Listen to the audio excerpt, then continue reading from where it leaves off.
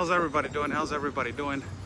Good afternoon to good evening to everyone. The Institutional National of Immigration right here at the borderline. I'm Oscar Blue for Border Network News.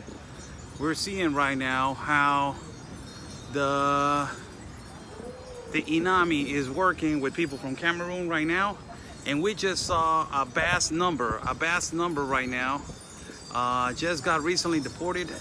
Let me go to the plaza and see. This is people from Cameroon right now and talking to the INAMI, but we are going right now to follow a bunch of irregular migrants. It's a huge amount of people that just got deported, as we are walking right here real fast to see where they're going and where they were heading to. It was a huge amount of people. Buenas. And I don't know where they went.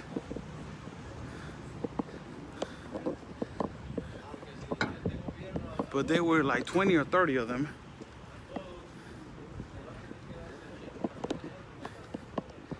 This is an abandoned, how do you say, used to be a plaza right here, but we don't see them. There were 20, 30 of them. I was in the phone with Anthony. I was talking to him, and immediately I told him I need to cut you off. There were 20 or 30, including kids, children, and also adults. Let's go back to the INAMI, what they're doing right here.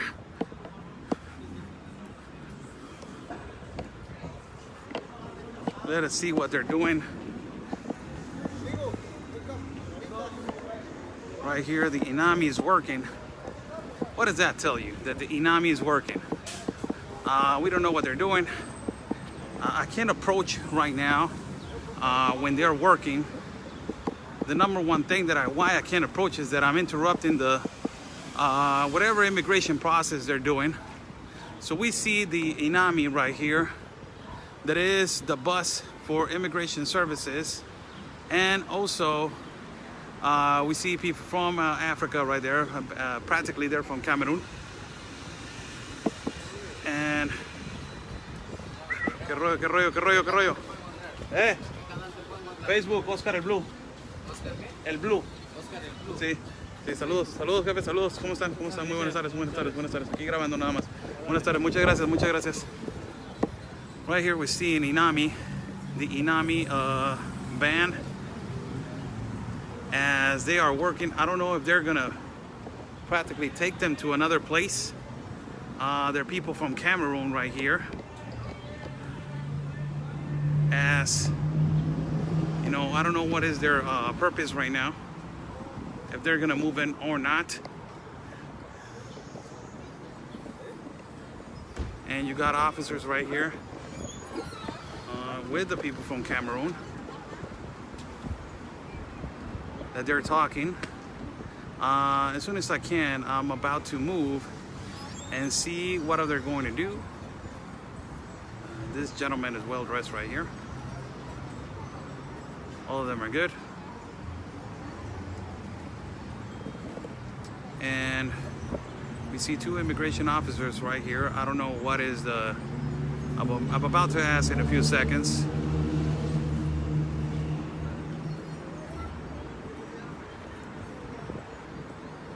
But this is basically an operation.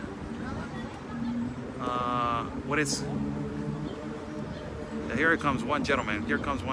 He's wearing a cap from the United States. Tu parles français? No, English. Okay. No, I don't want to. Okay, right here. Yeah. The head. Okay. So, no face. Okay. No face. No. Yes, it's from here. Okay. Right. So what are you guys doing over here? What's the whole thing? Now we just stand there, so the immigration officer came and collect our pass, tell us that our pass has expired. I should enter into that car and go with them. So I like trying to argue them that we will put our names, we came and get our names just for them to process our pass. So So they're asking us to get into that car and follow them to the station. So they are going to issue us another pass that our pass has expired. So the problem is right now that your asylum seeker number is real slow. Yeah, it's slow, very slow, yeah. See, it's 2,708. So what is your number right now? My number 3,245. And what is the number that is going right now? 2,708. So you have like probably 2-3 months to have to wait here. Yeah, I have to wait here.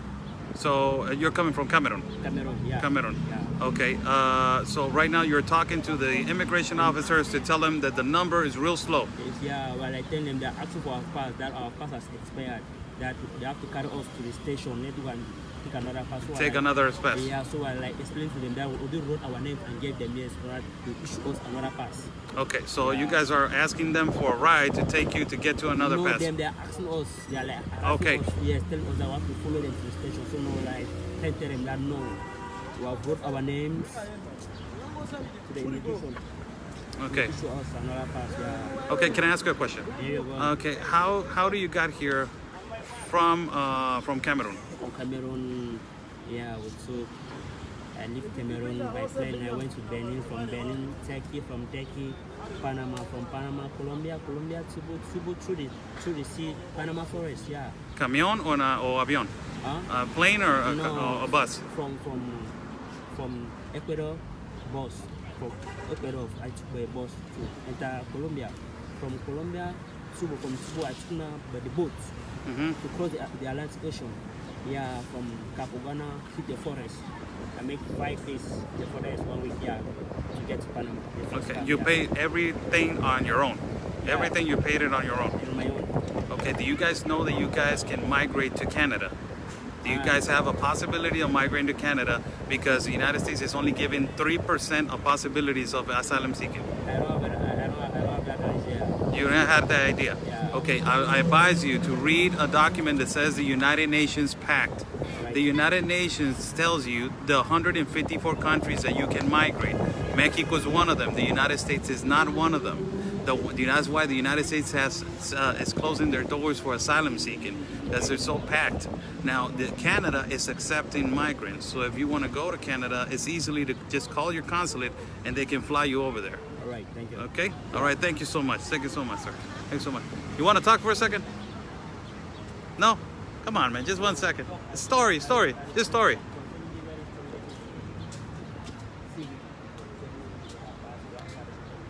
No questions, just to get the story out. Okay? Right here. No face. Look, your partner's Ian right here. So, what is your name?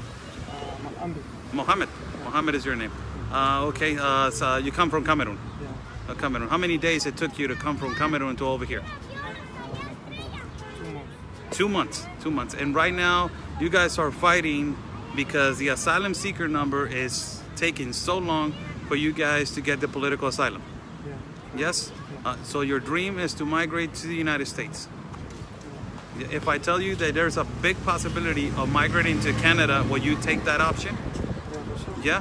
Okay, read, fellas. Read that. That there's a more bigger possibility to migrate to Canada because you are going, basically I'm going to tell you guys this, and it's real talk, you're going to be waiting here for more than 3 months. So, You know? how do you... You call your consulate or you talk to the Mexican consulate about that, and they will easily process that. Okay? All right. Okay, thank you. We got the National Guard right here, people. The National Guard just arrived. This is incredible breaking information right here and breaking news. The National Guard is right here. The National Guard just arrived. And here it is. They're telling me to cut it. The National Guard is telling me to cut it. To cut the feed. I'm gonna record from all the way over here in the corner because they don't want me to be recording. They just told me to cut the feed. The National Guard is over there. I'm gonna get away a little bit from the scene. They just told me to cut the scene because I'm not allowed to record the National Guard's face. And there's the National Guard. The National Guard just arrived over here. We have a situation that is individuals from Cameroon that they are, getting together and demanding another free pass. Let me just talk to this gentleman if he wants to talk to me for a minute. You want to talk, sir? 1 minute. Just to hear your demands. You're good? Okay, you're good. He doesn't want to talk to me. But this is basically what is going on. The National Guard is right here trying to calm them down and trying to, hear their demands. And their demands is that the process for immigration and the process, this is really important. Before we go to the real problem, the fantastic thing about this is immigration is working with the National Guard. This is really important breaking news for you guys. As we were telling you the other day, how the Institutional National of Immigration, INAMI, the immigration officers are constantly in contact with the National Guard. So if they need backup, this comes right here. This comes right here immediately.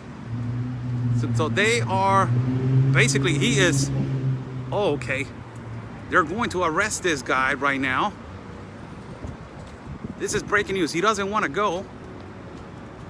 And they are going to arrest this guy probably.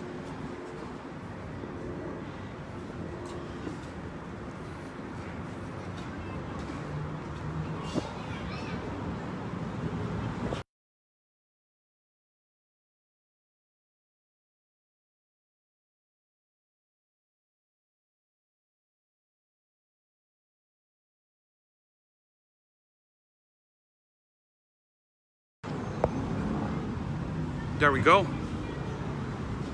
They're having a conversation right now and they don't want to listen, that they need to move, or they're telling them that they're not going to accept their demands, and apparently they're giving a hard time to the immigration officer. This is really important. As I was saying, the video was buffering. Sorry, the signal right here is really bad.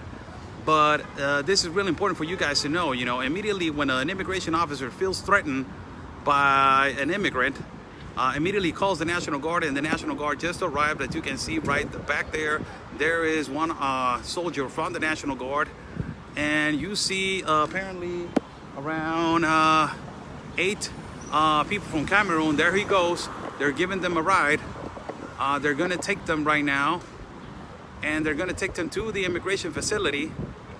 And this is the number one reason why they're taking them to the immigration facility, is because they were demanding a permit for them to ask the political asylum. But they stopped an immigration officer, and the immigration officer is telling them, okay, bring everybody in, but all of you guys need to go. But they're not trusting the immigration officer. And as you can see, everybody from the National Guard, even federal police, is right here to control and contain whatever is happening. As you can see, the National Guard office, the National Guard soldier and officer is right there, the one that is in charge, and he is the one that is demanding and telling them what to do. This is fantastic, so you guys can feel that is really happening. The National Guard is taking control of the security of the citizens right here at the border of El Chaparral. This is extremely important for you guys to know, information that is more relevant for you guys, and also is accurate, that the National Guard is just is committing for the security of the citizens of Tijuana. So this is you see another soldier over there standing, protecting right now from the National Guard.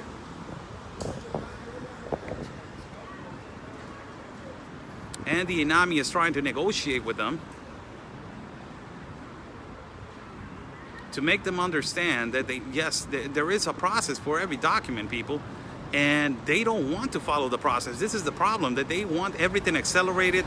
They want tomorrow, they want now, they want yesterday. There's people, Mexican people, that they've been seeking for help from the United States, that they've been here for years and years and years, and it hasn't happened. And these individuals from Cameroon, they're coming over here and they're expecting everything to be really easy. They're expecting the permits to be real easy. And the INAMI officer is telling this individual right here in white that just gave me an interview, I'm going over there to get my stuff, and the INAMI officer is telling them, no, you can't. And here comes another individual that he's really mad.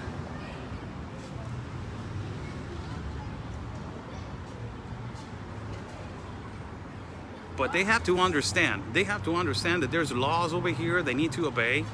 There's laws over here that they need to understand. And how our Constitution works. ¿Qué dice, jefe? And they're putting every single one of them inside the van now. As the National Guard has come and backed up the INAMI. The officers from INAMI did a fantastic job to keep order and to keep peace right here in this particular area. And these kind of events has been happening since the people from Cameroon just arrived. These kind of events has been happening since the Cameroon people arrived to Tapachula. They created more than 6 riots and dividing 4 riots and installations of Siglo XXI, immigration installations of Siglo XXI. There you go. The National Guard is leaving now. Everything is contained and everything is secure. And they made 4 riots in Siglo XXI and they made 2 riots on Mesoamerica. That is in Tapachula. Now, right here, as soon as they got here on the next day, they made 1 riot and then they made another one. And in the next day, so it's been 2, and you see a lot of hesitation from them. You see a lot of demanding paperwork. You see a lot of demanding of you know, quicker process. But they don't understand that this is a process that it needs to be taken by steps, man. And the steps, they want to jump the whole fence. You know, they don't understand that there is a process to seek the asylum. It's not easy.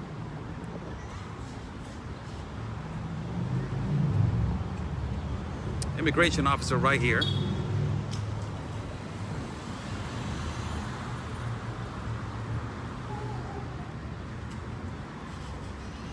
And they are taking them as of right now in the van. And the other ones didn't agree to go in the van because probably, you know, there's a trust issue. And the trust issue is that they don't trust the immigration officers that they are taking them to the exact place for them to get their permits renewed for the acceleration of the asylum seeker number. They're complaining about it's taking so long. The number is really is you know, it's in the 2000s and he has the 3000s. But that is the crisis that is creating Mexico. It's just all the fault of the Mexican government. They're the ones that need to be held accountable because it's not the United States' fault that they are flooding the courts, and it's because of that they're flooding the courts. They don't give out much asylum seeker numbers. Now, if they were not flooded the courts and they will do the process, immigration process, as they needed to be done, there it goes, the immigration officer. And he's going inside the intake process and he's gonna take them in there to process their paperwork.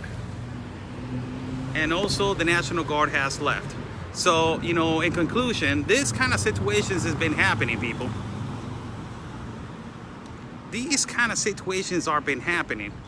You see all of these things happening because these people from specifically Cameroon, they come over here and they think that it's going to be real easy when it's not. When it's not. This is not going to be real easy. I saw, you know, a vast number, like 30, that just got deported from Central America. I don't know where they went. But the real issue was right here that this apparently like between 8 or 12 people from Cameroon, they were giving a hard time to the immigration officer. And they were basically telling them, you know, there they go, they're picking up their stuff. And they're basically telling them, you know, we want our asylum seeker number now. And they cannot give that immediately. There's thousands of people waiting.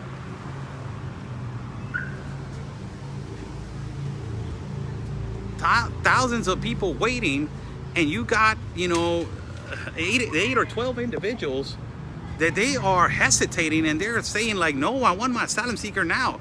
You know, there's Mexican people searching for asylum. There's people that want to do it through the front door. And these people want to jump the whole line. And that is, you know, against the whole process of seeking the asylum.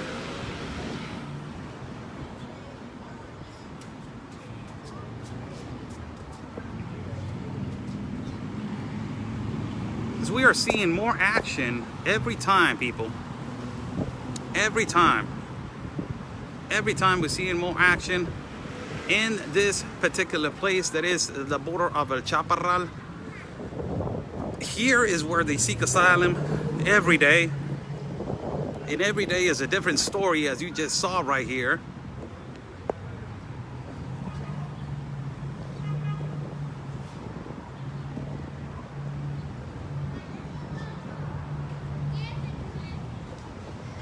And this is so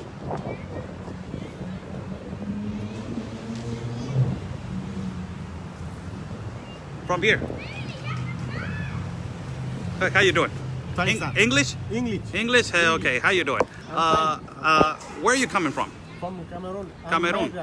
You're a migrant. Yeah. From Cameroon. Yeah. Why are you coming? How do you got from all the way from Cameroon to over here? We run through Nigeria. We have been 7 months along the road through rivers and forests. We have been suffering every day and night. We don't have any place to sleep. We are here in Mexico. No food to eat. No finances to pay a house to stay. We are suffering. What is the political problem in Cameroon? The That is the number one reason why you're asking for asylum. Yes, a political crisis in Cameroon. They are killing people in Cameroon.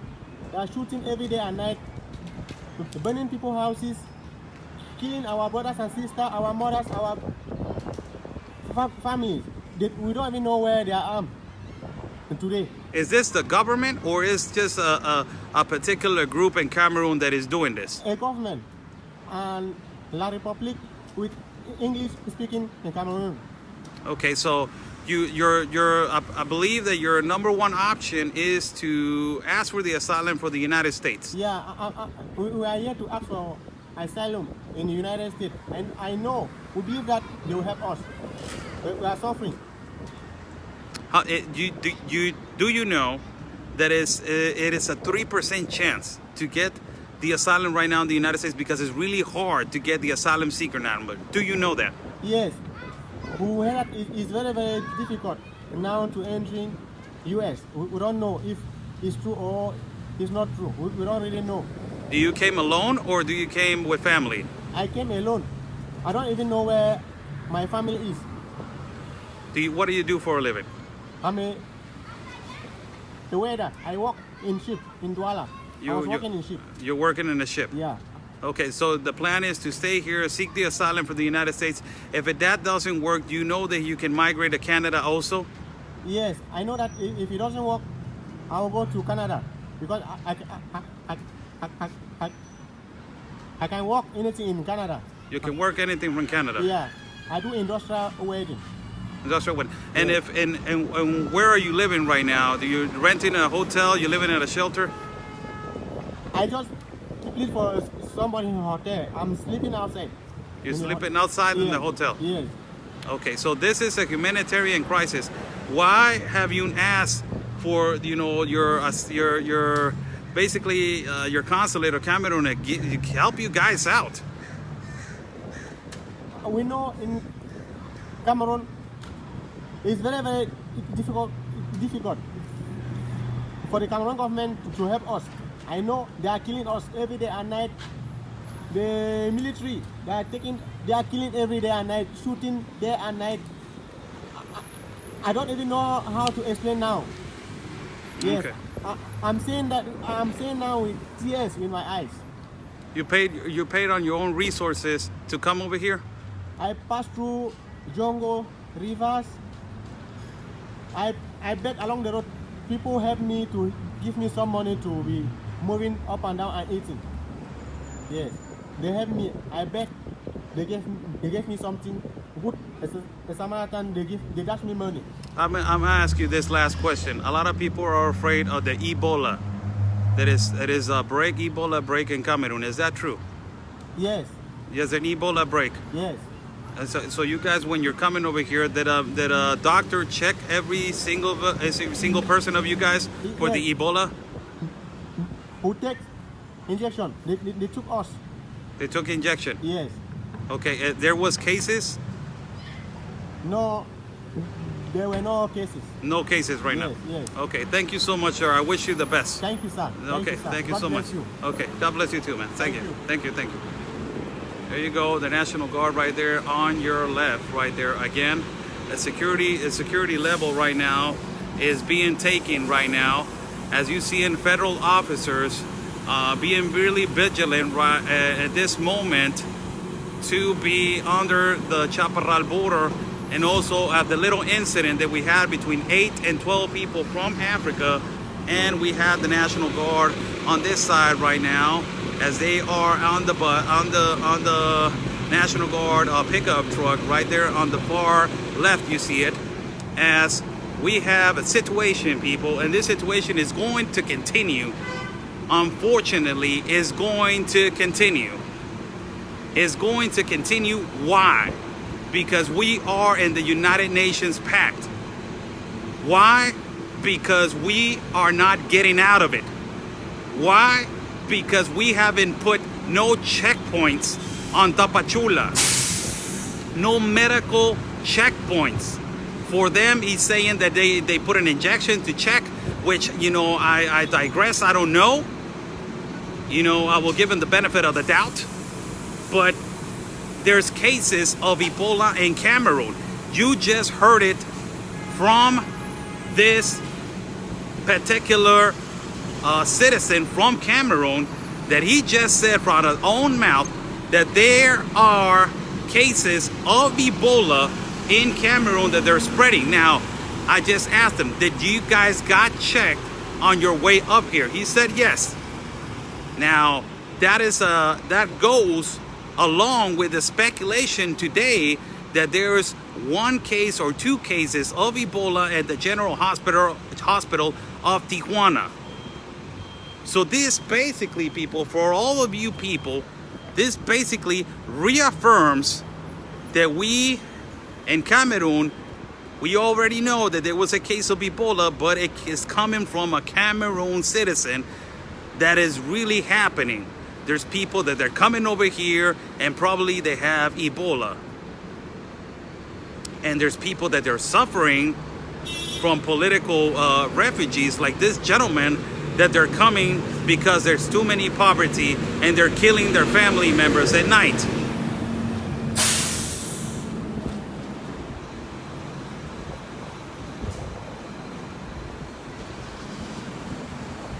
We need to really organize now ourselves with everything. We need to be ready right now, people, with everything. What is everything? What is everything? Be prepared to know your rights, to know what is coming. This is a massive force that is not stopping. There goes the National Guard, the two units right there with the Inami. This is how they're rolling, people. Let me just give you a nice glimpse of you, how the Inami is rolling. And this is how we're going. Mándeme. Facebook, Oscar Blue. Ahorita te doy una tarjeta. Sí, sale pues. Ya dijo. This is the officer right here that is always, is always telling me. He's always guarding me. This officer is really good, man. He's always guarding me. He's a really good dude. As you saw that convoy, that probably on Friday, that particular officer is gonna let us, jump in and be with him, and to show you guys how the process of going inside the unit and how it is they are inspecting every shelter. Now you saw the convoy and its two units with more than 20 individuals, to 10 to 15, 10 to 15 individuals from the National Guard, plus the two, and all of them armed, all the National Guard armed. So this is the time, people. So we have to get ready for what is happening. We need to understand that Mexico doesn't want to get out of the United Nations Pact, and I'm in it. People, I'm in it. I'm right here in the middle of the cake. And I'm suffering, and I'm seeing all of this, how our city is being consumed by a lot of immigrants, and our city doesn't have the resources right now to restrain and to take over this immigrant influx of immigrants that is causing this is destabilizing our economy because it's supposed to be focusing on the citizens of Tijuana. And now we gotta focus all of this on immigrants from Cameroon, and a lot of them probably they got Ebola. I'm not panicking nobody, but you just heard it from the gentleman. He just said, yes, there's a breakout of Ebola over there.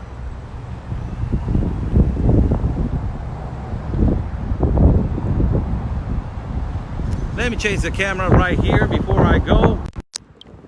How's everybody doing? I'm Oscar Blue for Border Network News. As we were doing a report later before this one, a really important one. I invite you to go see our coverage that we did at a shelter Agape. Really important one and really informative one. And we just did a coverage right now as the INAMI has taken over between 10 to 12 people from Cameroon that they were making a little, a scene right here, demanding their permits and demanding that their asylum seeker number goes much faster, as we have seen people from Honduras, Mexico, Guatemala, El Salvador, in all parts of the world wait more than 3 months.